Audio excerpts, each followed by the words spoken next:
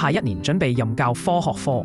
聽講出版社可以借用科學實驗材料包，你哋有冇得借㗎？等我哋為你解答啦。我哋好明白學校對實驗材料包嘅需求，只但係出版社係唔可以借用科學實驗材料包俾學校㗎，因為根據教育局嘅課本、教材和學材分拆定價政策，出版社係唔可以向學校免費提供教材同學習材料，不論係免費贈送或者借用都係唔可以㗎。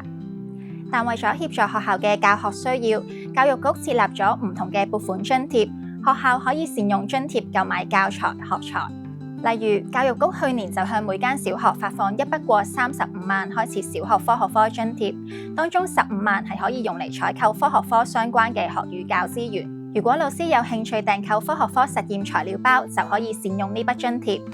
我哋教育出版社已經為科學科課本以及資源冊入面嘅實驗活動製作咗實驗材料包俾學校訂購，